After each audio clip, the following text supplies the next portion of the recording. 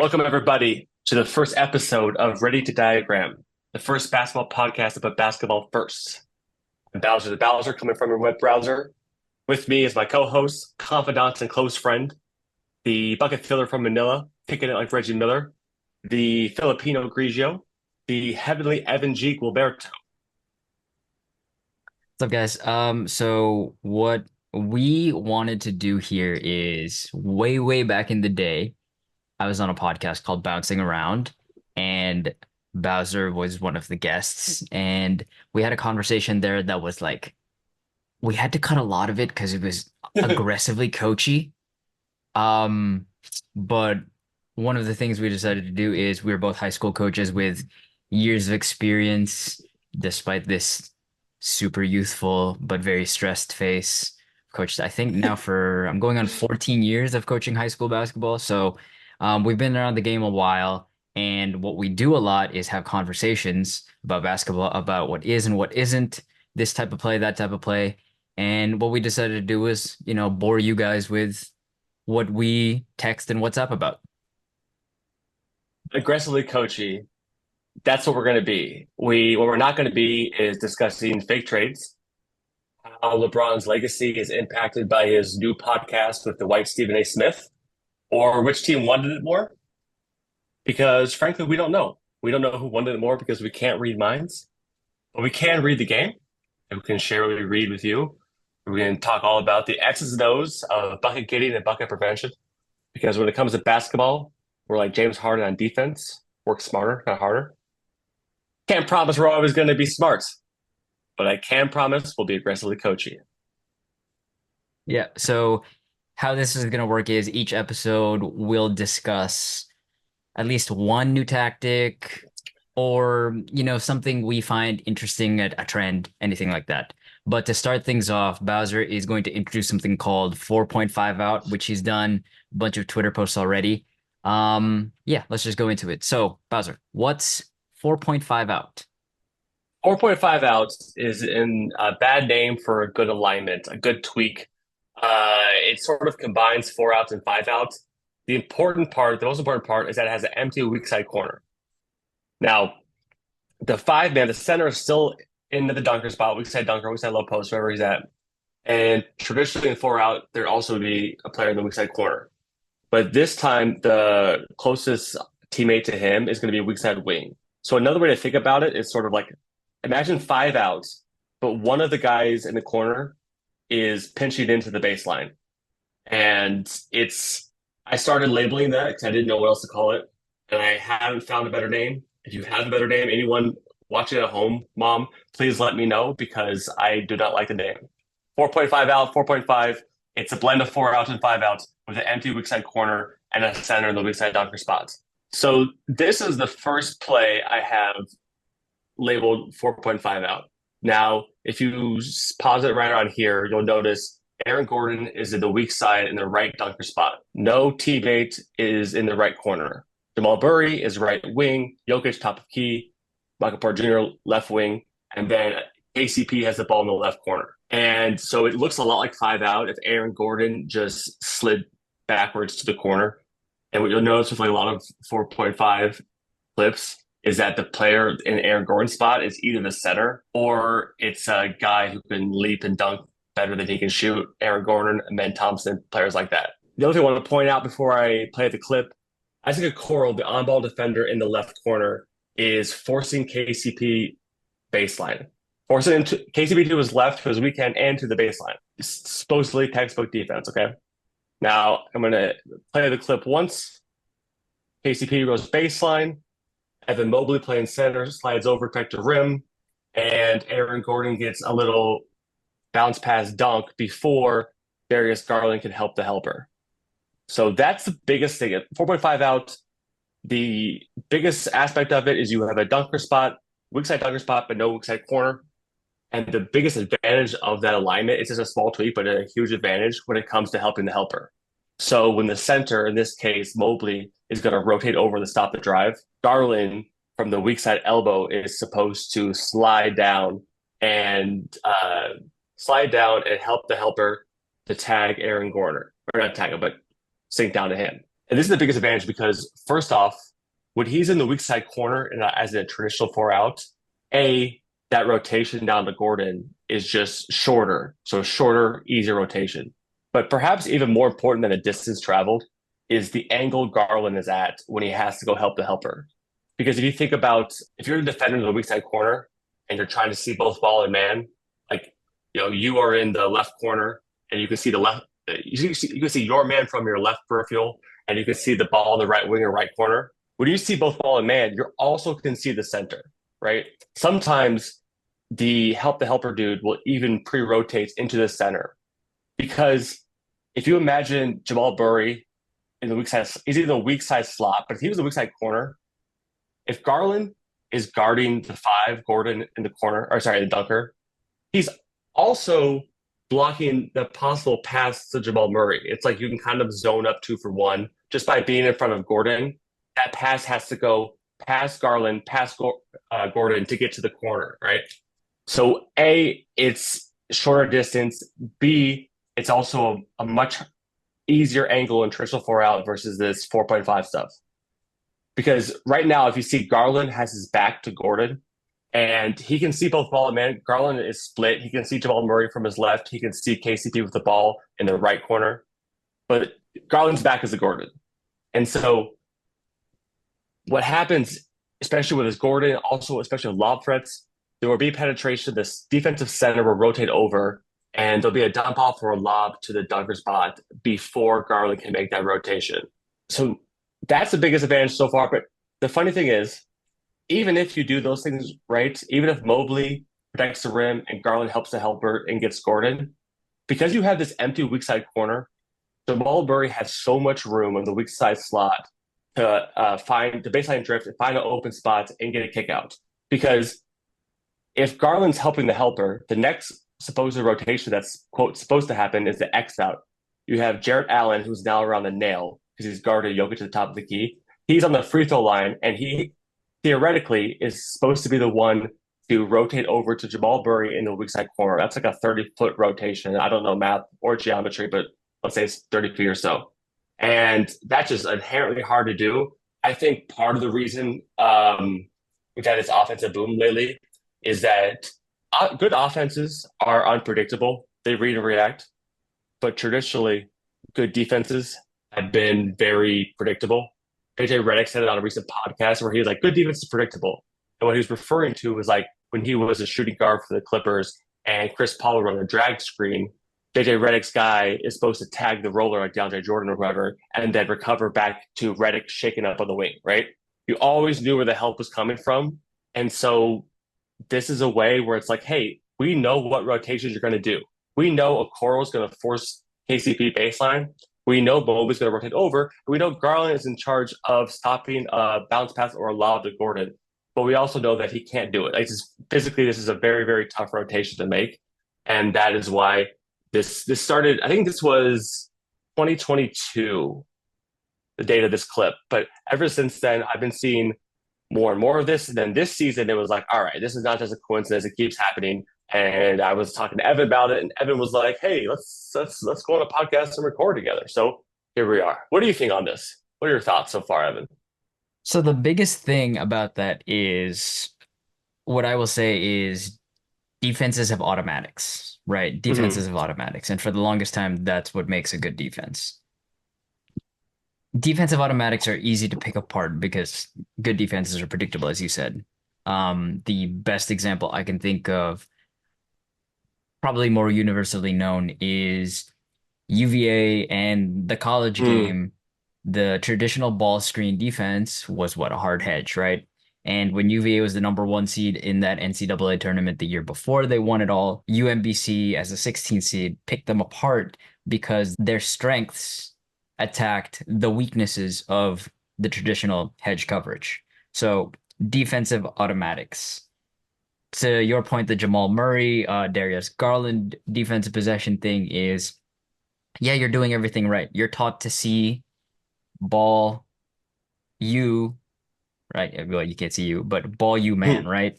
So if you Mm-hmm. see all of that stuff, the thing that Garland could have done in that spot, to your point, is drop his depth.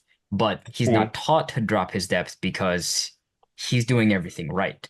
And when there's a guy in your blind side and you can't see that guy, that's not really your job anymore because we are taught, or most players are taught from as early as possible that this is where you position yourself. And if you can't see both ball and the person you're guarding, drop. But it doesn't say anything about, hey, I have to account for this guy right here. I have to pre-rotate. I have to drop in. And to your point, even if there's a drop in, there's a counter there. My question to you is, so in that clip in particular, it's a four, it was more four out, one in, and as things evolve, right? 4.5 out makes sense conceptually. But what is the difference between having the player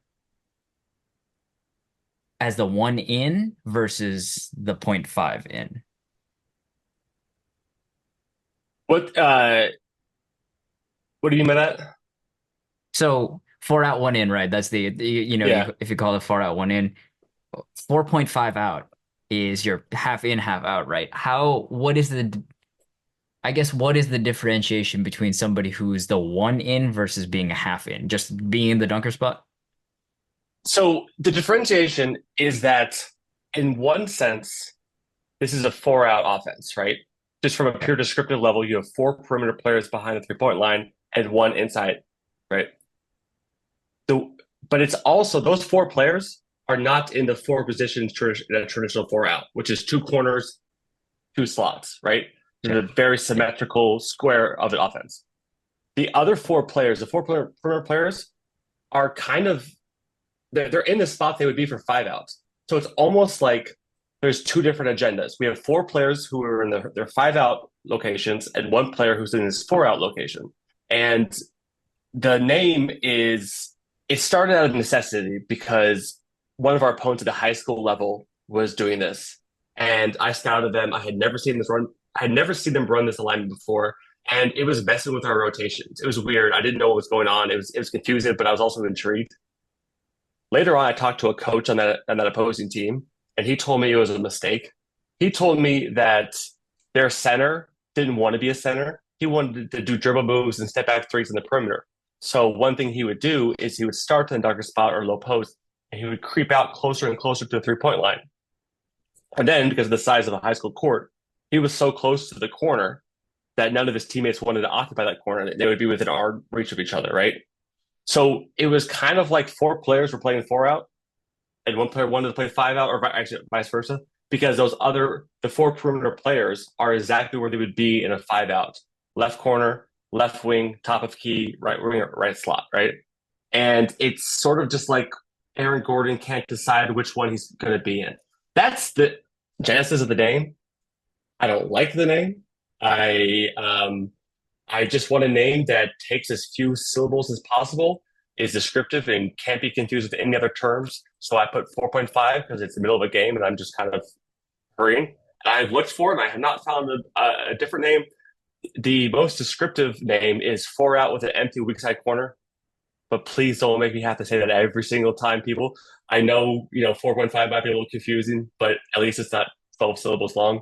So that's why I call it 4.5. I I pray for the day that someone has a better name or someone's watching this and they're like, actually, the Cavaliers call it this. Whoever, I would love it. But Yeah, that'd be that cool. said, yeah, when you see this alignment, if you're an offensive coach, if you're thinking like you're the Nuggets, does it excite you at all? Do you see any like stuff you could play with? So, Like, I mean, to me, what jumps out is it looks as if, and if Aaron Gordon were further to the 3 point line there, I mean, if I had to pick an alignment and the concept of 4.5 out didn't exist to me, right? So before this podcast, maybe like it's just a four out, one in. It looks like, mhm. in theory, it's just the build up to the hammer, right? Which is the flare out there. But the thing that jumps out to me is then you could start to play with the hammer alignment, right? So instead of setting the hammer screen, if they cheat that, you can duck that in. and the duck in has become an automatic. But Hmm. if we set that hammer to force the guy who's at the nail, you force the nail help, and then you have that not a slot cut, but a middle of the court, like a top of the key, like straight line down the basket cut. And then you just start opening things up that way. And then let's say it's the same thing as the first clip where the left corner drives to the baseline. You set that hammer, they overplay it, but instead of now Jokic being the dive man here, Jokic will set. So instead of just a regular 45, you set basically the equivalent of like a slice or a curl cut, so he can just go. And then you can start playing off of variations of that, right? Yeah, I think, and one of the things you point out to me in conversation is that part of what makes this rotation so much harder. Like of course, Aaron Gordon and Ben Thompson. Some of the examples we're going to use are not known for 3-point shooting, so give them more lobs and dump offs, right? But one of the things that makes this so good is that typically, compared to five out, I mean, like why not just put Aaron Gordon in the corner if he can shoot threes? And the thing is, if KCP is trying to pass Aaron Gordon all the way along the baseline, that pass is going to have some arch on it. It's going to be kind of slow. And it's going to give, in this case, like Garland, a lot of time to X out to that corner, right? The whole idea of it's kind of funny that like the space revolution. And often we think of it as like a stretching the floor one way, but also it's like also gives you kind of horizontal space because now it could be a hammer screen from Gordon for Murray to go from the right wing into the right corner. It creates so much side space for the players to deal with, and it makes the defenders have to defend in way more space than they're comfortable with. And so this, and along with that Atlanta Hawks alignment that I've been called five slot, two of my favorite aspects of these asymmetrical alignments because for the longest time, every basketball alignment is more or less symmetrical: four out, five out, horns, 1-4, everything. And what that kind of means is the defenders know what the rotations are going to be, regardless of what they're on this side or that side of the court. And by having an asymmetrical alignment, the rotations that work on one side don't work on the other side. They're just messed up. So like the five slot is just Atlanta Hawks in their five out alignment. They put their center in the weak side slot instead of top of the key. So typically, weak side slot guy is a 3-point shooter, and the defender would X out to him or something like that. But instead of, oh, I know I have to X out to the weak side wing, now all of a sudden you have Atlanta center, Clint Capella, whoever, Fernando, whoever it is. He'll often like be slot cutting, 45 cutting, and he's a 7-footer with a full head of steam, trying to dunk over Darius Garland or something like that. And I think I would be very happy if we saw more and more innovations like this, more and more asymmetrical alignments. Because the other thing that's kind of like cool with this is that you can get more. It messes with defensive rotations, their automatics, things like that. And Mobley, if he rotates over, he gets burned by a dump off Aaron Gordon. And actually, the roles were reversed a couple of weeks ago. Cleveland was playing against Denver, and Jokic got burned on this 4.5 out when he would rotate over, and they would dump off to Allen. So then he was reluctant to rotate over, and then the ball handler got an open layup, right? So, 4.5 out messes with defensive rotations. You get more better shots at the rim. But B, because you have a different configuration of players, that gives you new opportunities for offensive actions, especially like automatics and secondary flow.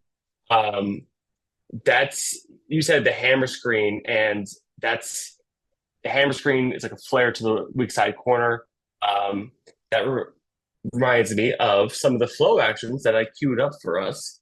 So yeah, I just put together some different ways, different teams have been using this 4.5 out, and Dallas Mavericks. You'll see the guy in the far corner is clearing out, so it's gonna be a cut that becomes 4.5 out. And because there's no offensive player in that weak side corner, this more or less forces the defense to switch Jock Landale onto Luka Doncic. So Luka Doncic is going to get a flare screen into the empty corner from Derek Lively. Um, and as much as I think, yes, defenses do switch too easily.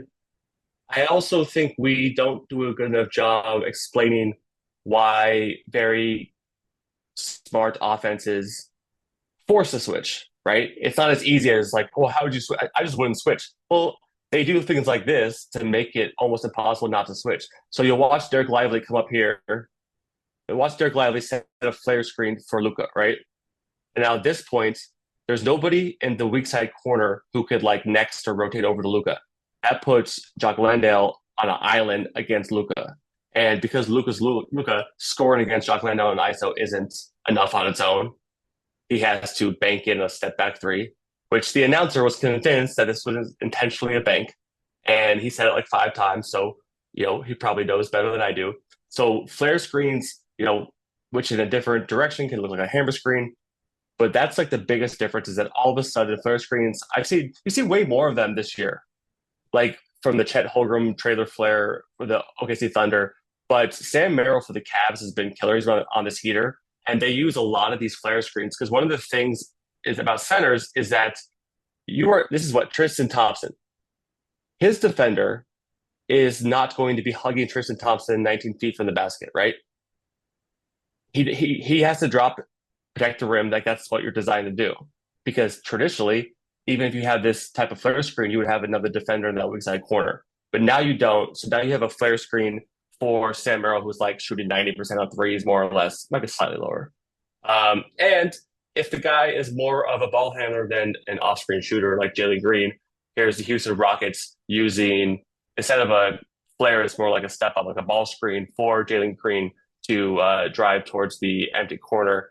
And, you don't see Victor get targeted often, but this one was nice. I thought this one was pretty nice for Jalen Green. So yeah, there's a lot of these plays. We don't have to go through all of them, but just seeing new things besides, hey, let's reset and run another spread pick and roll. I just love any 3-person action that gets more of the players into the flow offense. So I put this blind pig example in for you, and because there's so much space over there, you could wait for the second man through. Sam Merrill once again. There's a lot of Sam Merrill in this. He has been very fun to watch it in this way.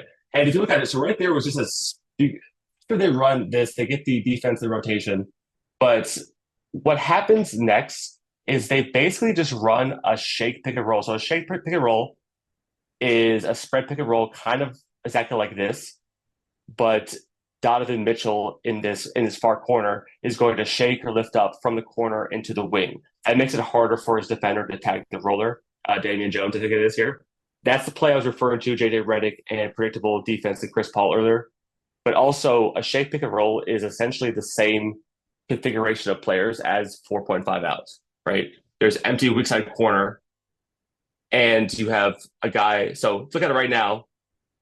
Mitchell is lifting up for the shake kick out three, but you have a center near the weak side block, nobody in the weak side corner, and Mitchell is in the weak side wing.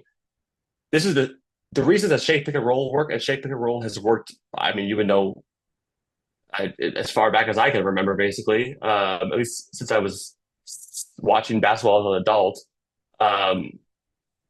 The weak side corner player, he shakes up to the wing to make it harder for his defender to tag the roller and recover to him. And that's the same philosophy. It just, and 4.5 out is you just start in a shake pick and roll. Like that's essentially what it is. It's just like, wow, why did we never think of that? It's kind of like how the triangle used to have 19 different things that had to happen before you went into pinch post until somebody was like, hey, why don't we just start in pinch post? So it's the same thing. I know you are the blind pig aficionado, so I added this one specifically for you. I basically said, Evan, every blind pig, every floppy, and every blind pig floppy. Now you just have a whole bunch of horns type sets. So this is just a flare DHO. Marcus Morris is going to set a flare screen for Sam Merrill, and then Marcus Morris is going to come get a handoff from Jared Allen. So this is a flare DHO. You can go DHO flare, you can go rip DHO. Basically, any horn set you want to do, you can flow into, but you can do it in the flow of the offense. It doesn't have to be like scripted, everyone go in the same spot. For some reason, I am just way more in the flow stuff. It's on my like the thing I'm obsessed with now, and probably a month I'll be on something else. But here's an example of Max Strus is going to do a handoff to Donovan Mitchell. Strus' defender, Doncic, has to hedge this, right? Because you don't want Mitchell coming off and getting a wide open pull three, right?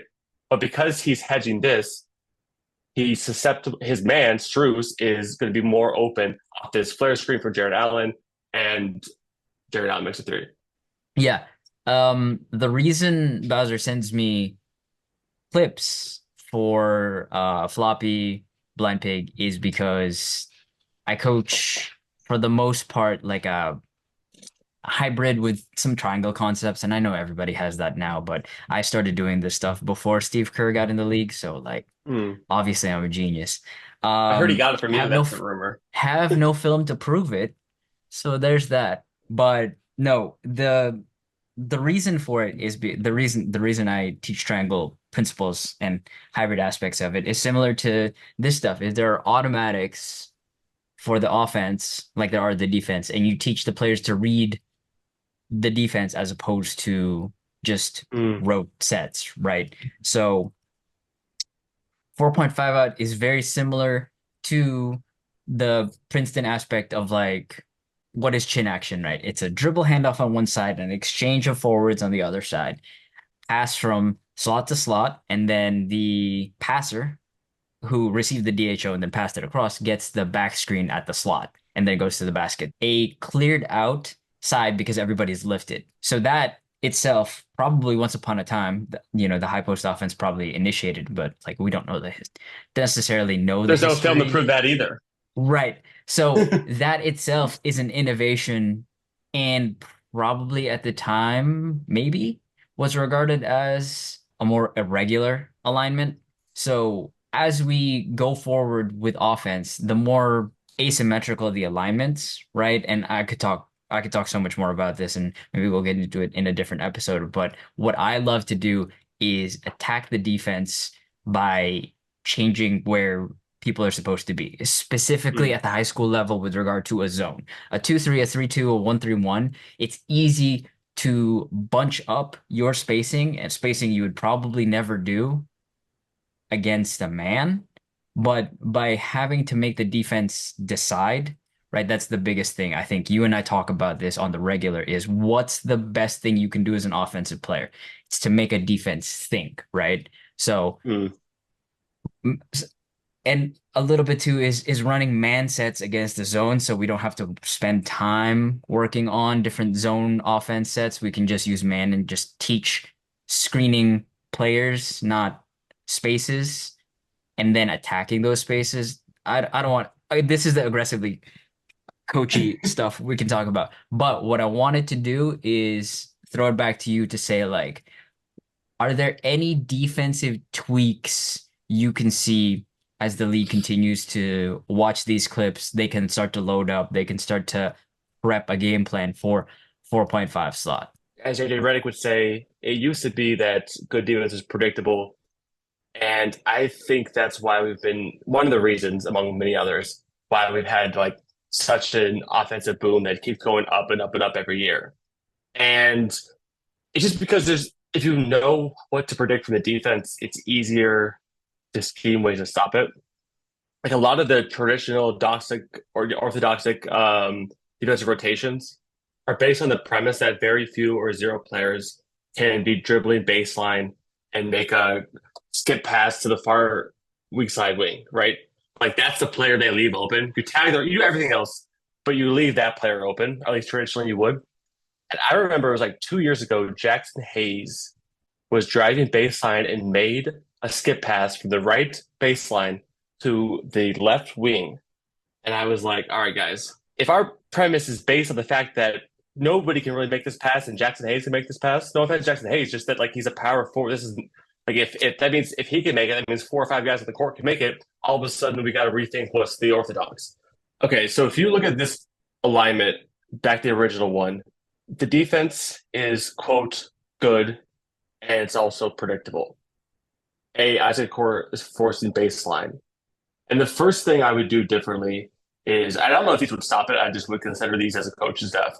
Is first reconsider where you're forcing drives.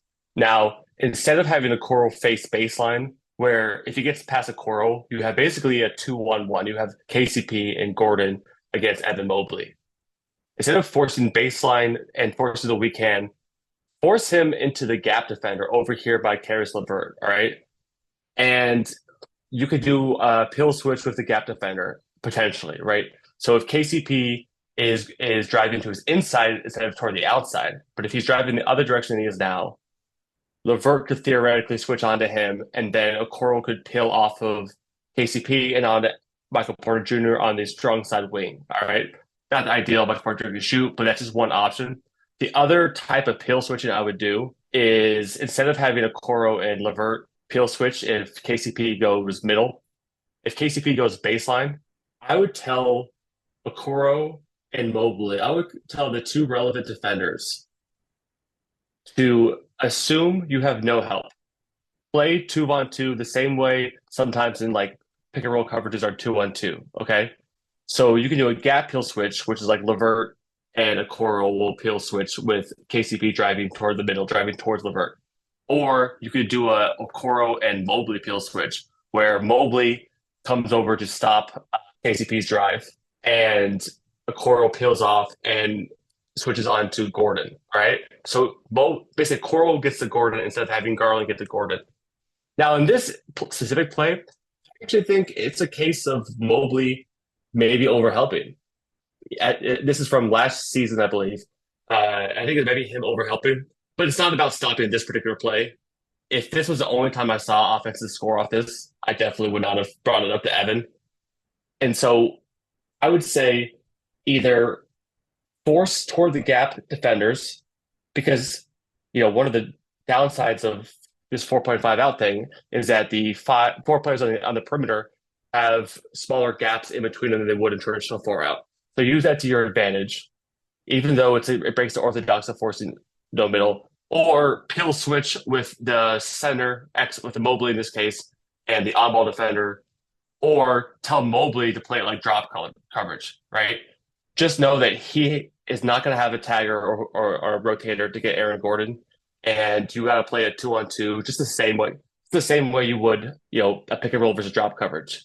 Expect the help that is quote supposed to happen is already flawed. So A, try something else, and B, try to do it without help. Switch some way. What do you think? You don't really know the limitations of a coverage conceptually until you try to put your guys in that position, right? So Yeah, and I mean, a defense is all about, as I continue to say, it's you can't take everything away. If you right. take everything away, you give everything away. So yeah, it's about what you're willing to live with. So in this position, if you decide who you're happy to give, if you force him into the gap help, he kicks it to Michael Porter Jr. and Michael Porter Jr. makes a contested 35-footer, then like you live with that one. But yeah, it's about what you're willing to live with at that point. So yeah, sometimes the most interesting things happen by mistake, right? Like the most organic thing to happen in a pickup basketball game, or if even during this past season, I found that like I wanted to rep out peel switching for our players because I felt like it could be a good weapon to deploy if we communicated at a high level. Mm. Or excuse me, not that it matters to you, the viewers, but it was not this past season. It was the season prior. We were a much better communicating team. We never needed to peel switch. This year, I wanted to teach it because we were going to be a weaker communicating team, and I knew that going into it. So I wanted to rep out peel switching, but we had this one player who was a holdover from the year before who was still communicating at a high level. And when he wasn't communicating at a high level, he covered up for a lot of his teammates' mistakes and ended up peel switching in a lot of situations. And then we started to rep that after, but we couldn't replicate the success with other players that this player was causing. So sometimes, a coverage could work in principle, but if you don't have the players to execute it, then that doesn't matter either. So one of the things as someone who has taught or coached pill switching and how some players get it more easily than others, one of the feedback a lot of people give me is they're like, oh, that's too complicated. It requires too much communication from the defense. And I'm kind of like, well, all good defense requires communication. And, they're like, yeah, Draymond Green can do it, but he's a great defensive mind.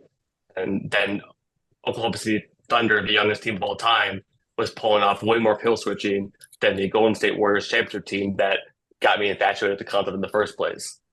It's obviously not just geniuses who can pull it off. So how do you coach it? How do you know if you can pull it off? What types of mindsets players can get the concept? What types can't?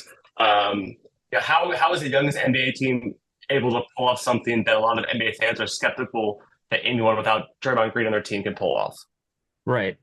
So the biggest downside to how we set this particular episode up is that there's another segment we want to get to, but you and I could and have talked about so many concepts, just a relatively simple concept in so much depth that I feel like we should flesh it out and either make it a full episode or do a full segment about it, but not necessarily have it be about peer switching because people generally understand that or how to coach it or anything like that. We'll flesh it out, but what I do want to do is transition into the other main segment that we're gonna have going forward.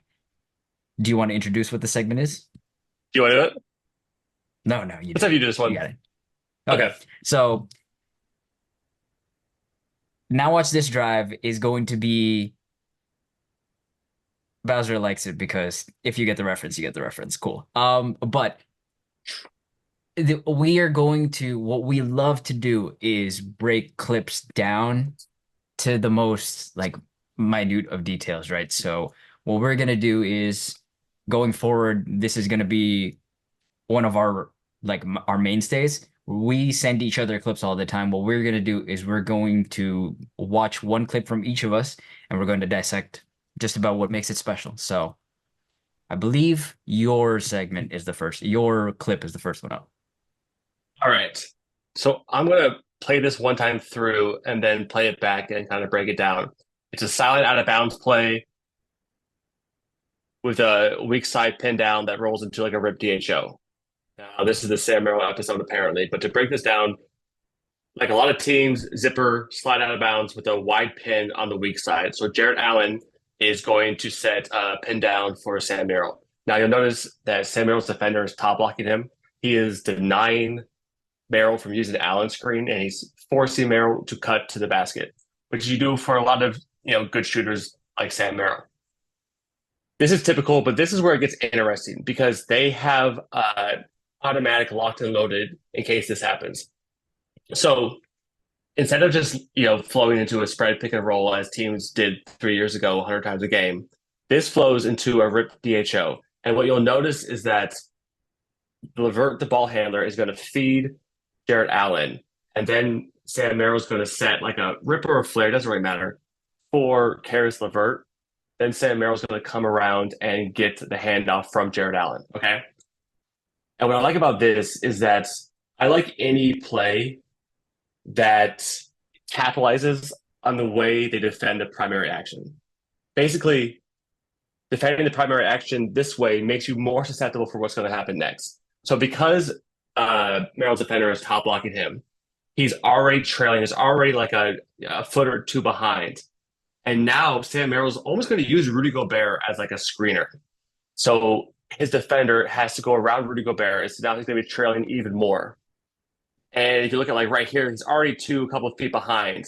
Now right here, Sam Merrill's going to set this screen. He's going to ghost it. He's going to slip it and come with the handoff because that doesn't really matter. But he hezzies. If you could hezzy without the ball, this is what this is. He stops as if he's going to set a screen. He doesn't, which avoids illegal screen. And his defender is like watching to make sure he doesn't need to switch this. And that's why he comes over and then gets this wide open three, or at least wide open for his sake.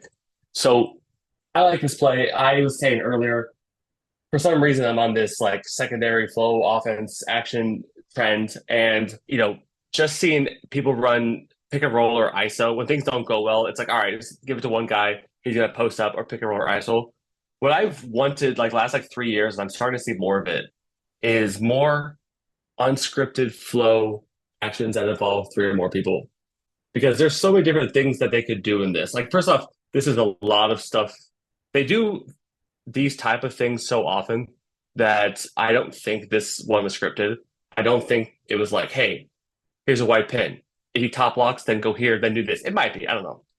But I just think that, you know, it's easy to beat predictable offenses and defenses. And I like anything that stacks on a counter that capitalizes on the way you on the way the defense defends the first part of the play. Yep. So, I mean, to your point too, it's primary, the primary action, or excuse me, I guess the zipper technically is the primary action, but the wide is Mm. what we're looking for, right?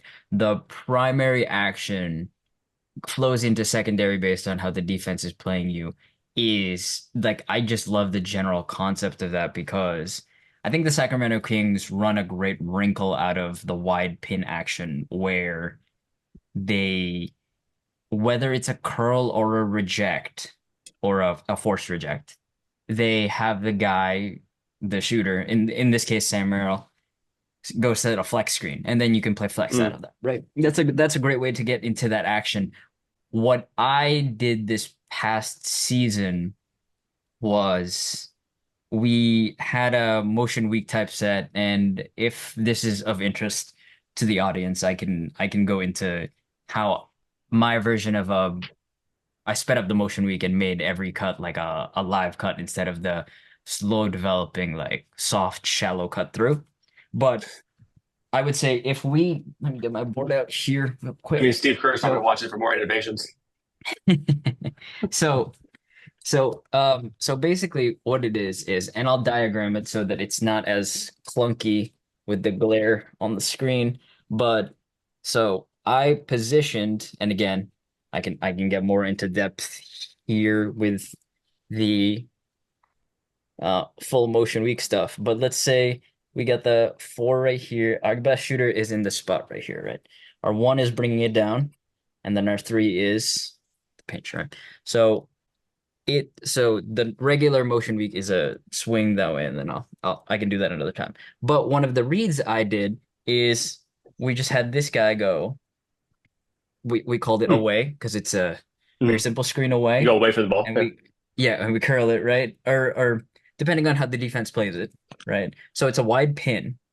But if that's not there, what I've had people do of late, or like something we've gotten into is let's say he goes, right? Let's say he goes this way. And now I have the one play, well, we can get into pinch action right here, but we play a two-man game where it's a chase or a Mm. pass and chase, right? So he could either throw ahead and he could just go, we could go keeper. But one of the things I'd really like doing, if they take away this is, and they're staying connected to the two because he's our best shooter in this spot, is we go DHO right into an angled Spain, right? So, and then after So a while, yeah, go ahead. the four hands it back to the one, and then the four gets a Yeah, back screen from the two. yes. I like that a lot. So, yeah. It looks like a lot of the So Carolina it's, secondary break has an option like yeah, that. That's cool as hell. yeah. But one of the thing, the reason I brought it up is because one of the main things about it is that, we spend a lot of time trying to get into our initial motion week, right? Mm. When that has its place. As we went through the season, we found, well, yeah, they're taking this pass to the strong side wing away. They're denying that. And instead of just backdooring the guy there, we go, okay, let's get into our away action. In our away series, now it became because we started to build out the reads, it became much more effective than the initial play. And we still kept the play and ran it as a base, right? But that's the most interesting thing to me about offenses and flows and secondaries is sometimes you want to turn your main thing into the secondary thing because your secondary thing is so good, right? That makes me think about how like injuries to the Warriors and to the Orlando Magic Dwight Howard teams force them into the innovations and the death lineups and stuff like that. Um, and also made me think about so like the dunker spot, Aaron Gordon. and then Thompson, they're often like out of necessity because they're not 3-point shooters.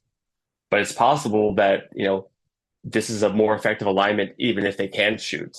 And like the Rockets lost Sengun recently, and then they went on a 9-0 run without him. And they now that Sengun might be coming back, whatever, but they found ways to have different looks, force them like kind of necessity mother invention sort of thing. And it helps you get to things that you didn't even know you could have come up with on your own. Yeah, 100%.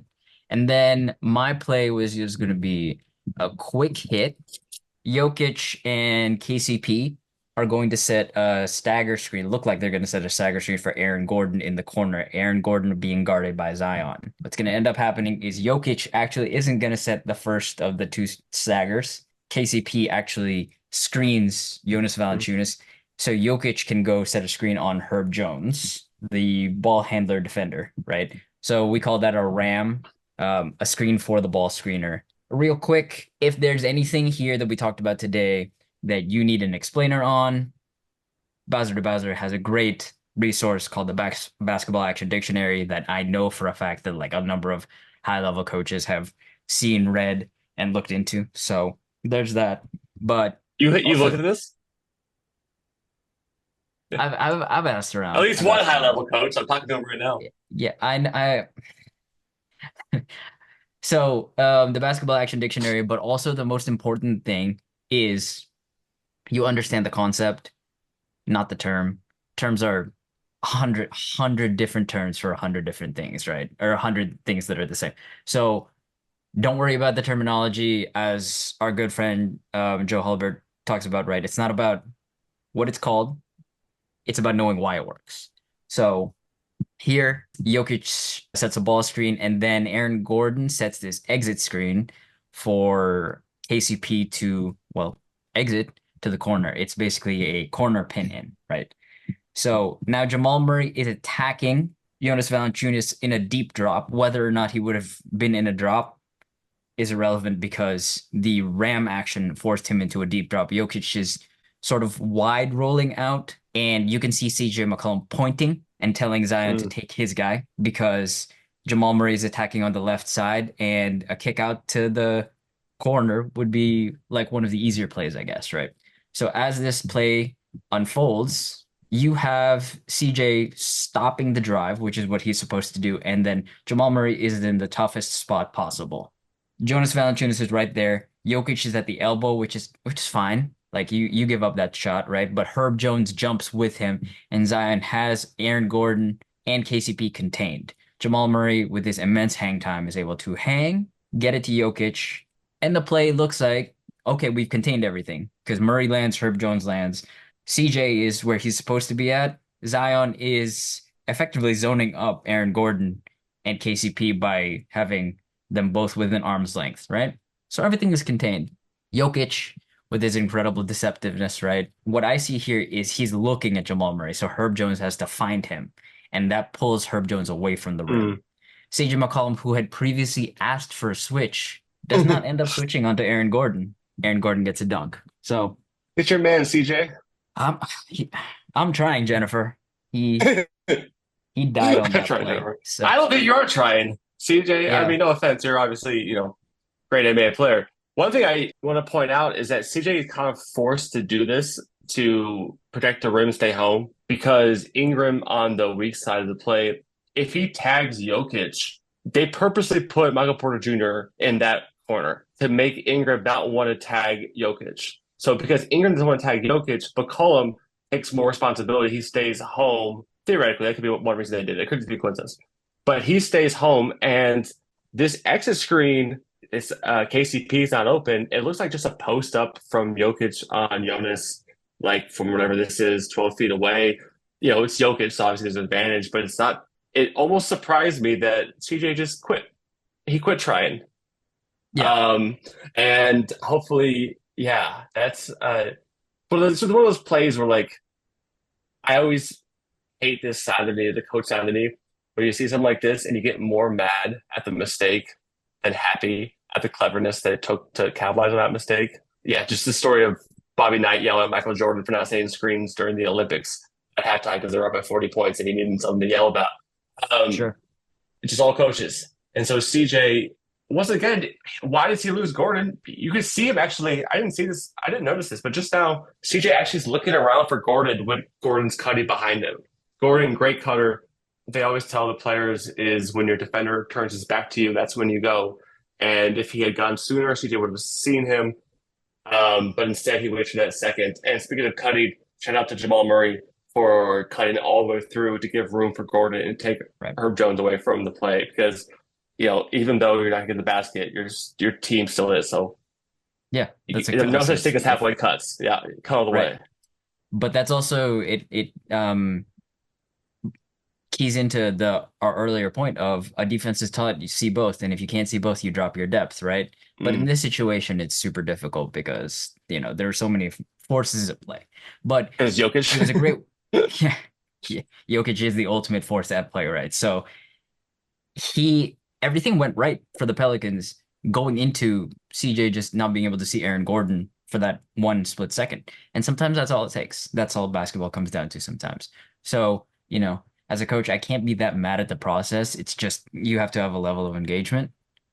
Mhm. But yeah, so that's episode 1 for us. Bowser, do you have any parting thoughts?